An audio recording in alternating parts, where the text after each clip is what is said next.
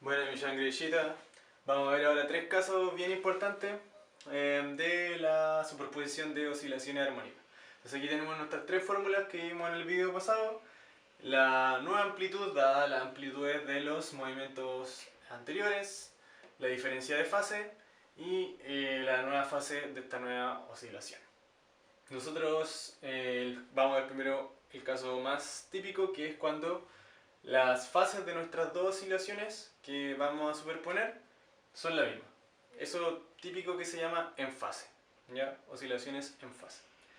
Y bueno, están en fase porque en el fondo la diferencia de fase es cero.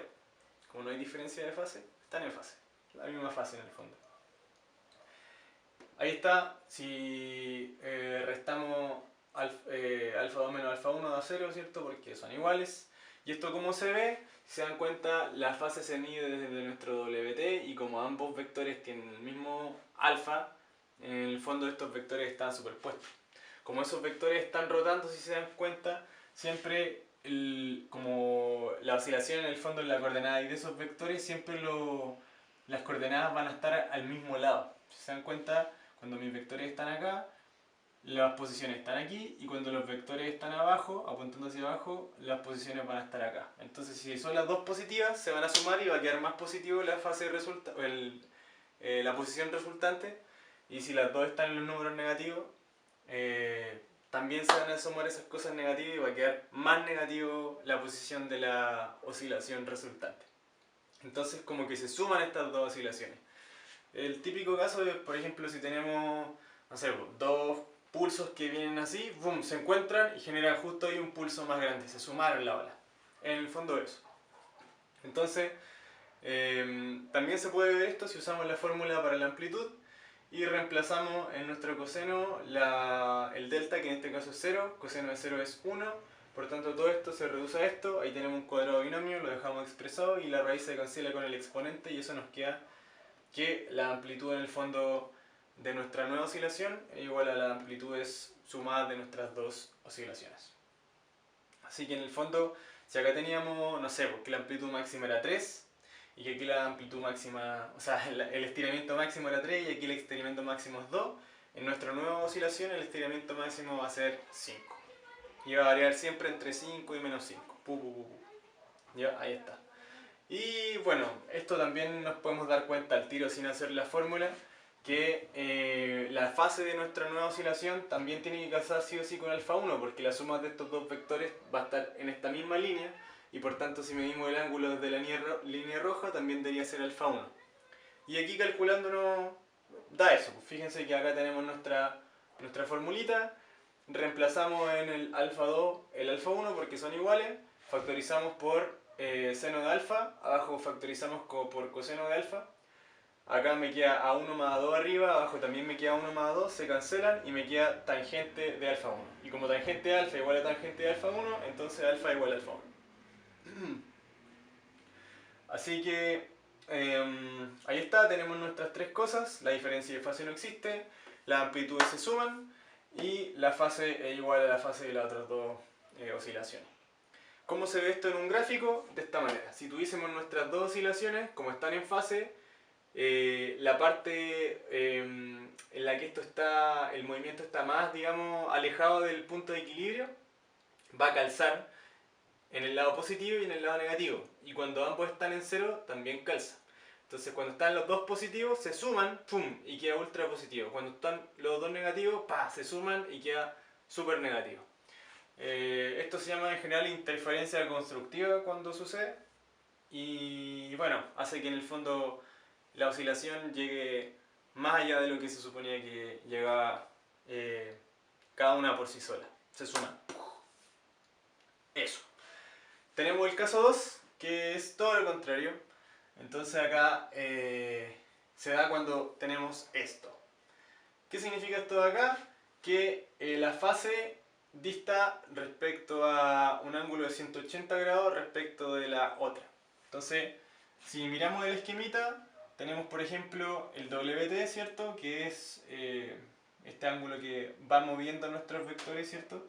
Pero desde el WT, si nosotros escribimos la fase la primera oscilación, que en este caso va a ser alfa 1, el segundo vector va a ser alfa 1 más 180. Entonces quedaría exactamente el otro vector totalmente opuesto a nuestro primer vector.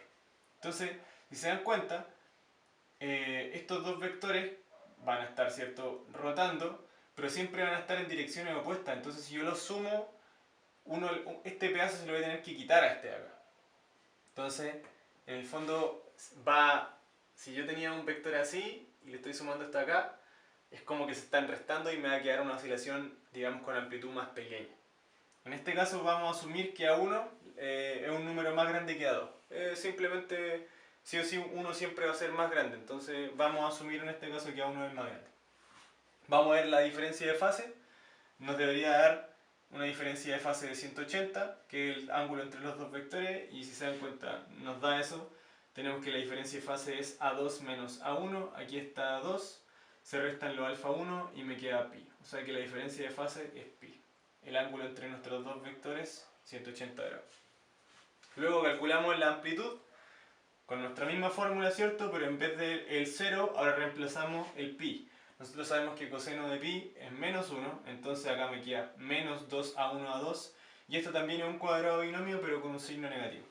Se cancela la raíz con el exponente y aquí está lo que les decía, me queda a1 menos a2. O sea que la amplitud es de la oscilación resultante es la amplitud de la oscilación más grande menos la amplitud de la oscilación más pequeña.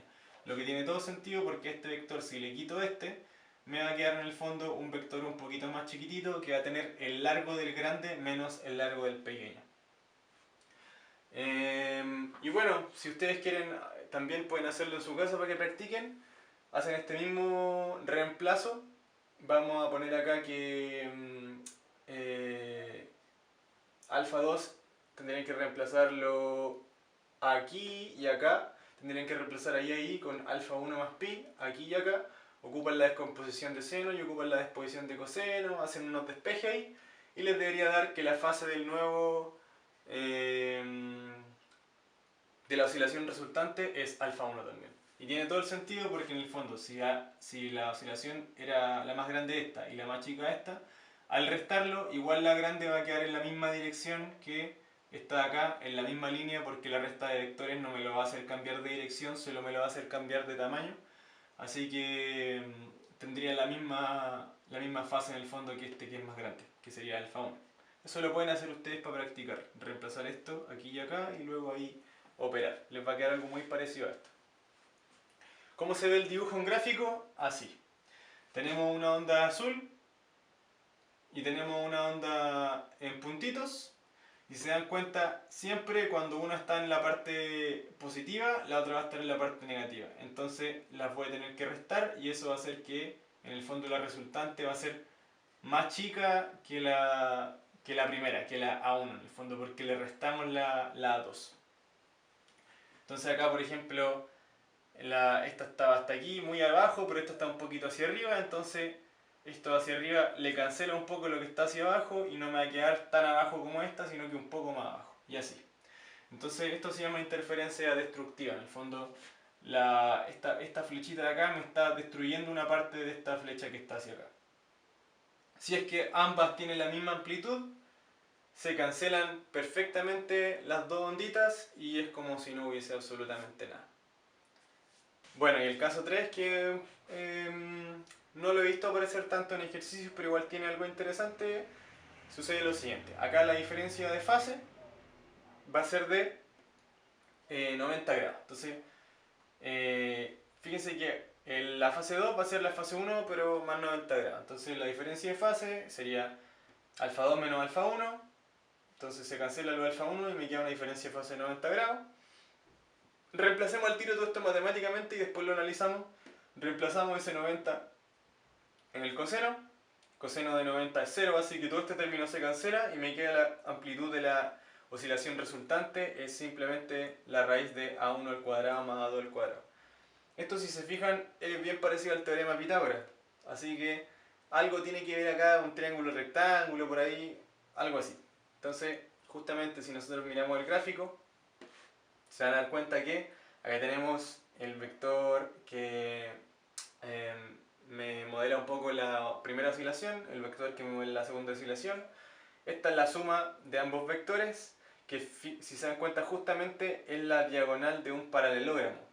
Porque la diferencia entre estos dos vectores, la diferencia de fase, que es el ángulo entre medio de ambos, es pi medio. ¿Se fijan? Tengo exactamente un rectángulo, entonces obviamente esta diagonal al cuadrado va a ser esta al cuadrado más esta al cuadrado. Digamos, la medida de este vector más la medida de este vector al cuadrado. Se cumple el teorema de Pitágoras porque estamos justamente ahí partiendo un rectángulo por la mitad, lo que genera un triángulo rectángulo. Por eso tiene todo el sentido que la amplitud sea la raíz de las medidas de ambas amplitudes del cuadrado, sumadas. El ángulo lo pueden sacar ustedes, reemplazando les va a dar esto de acá. Y lo interesante del gráfico, que si se dan cuenta, la amplitud va a ser más grande que A1 y va a ser más grande que A2. Porque este número siempre va a ser más grande que A1 un poco y más grande que A2 un poco. Se ve en el dibujo, ¿cierto? Entonces, acá traté de hacer las azules, que son en el fondo A1 y A2. Las traté de hacer bien de manera que se vea que están corridas 90 grados respecto una a la otra.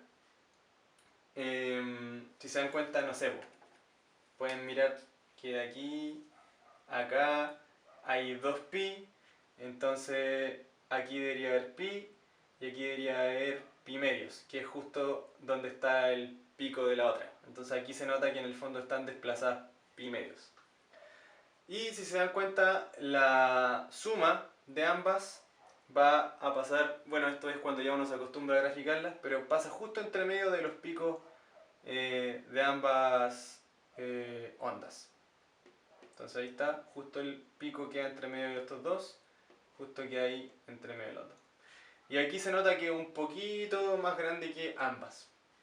Ahora lo que yo les recomiendo es que se den dos ondas y las grafiquen en GeoGebra para que igual me crean que este gráfico igual lo pueden analizar, que si se fijan este número aquí más este número da más o menos el doble y por ahí estamos, ¿se fijan? Entonces ahí ustedes tienen que igual ir analizando el gráfico o pueden darse dos ondas y ponerlas en GeoGebra y darse cuenta. Dos ondas que en el fondo las fuercen a tener una diferencia de fase de 90. Así que, bueno, esto quizás podría servir de alguna manera para, si yo quiero generar una onda que esté como entre medio de dos, no sé, como que algo así, porque es justo una onda que está entre medio, que el pico máximo va a estar justo entre medio de las que la componen, entonces por ahí puede que tenga alguna utilidad. Yo al menos no la manejo. Así que esos tres casos interesantes, y yo diría que lo más importante son los de la interferencia constructiva y la interferencia destructiva.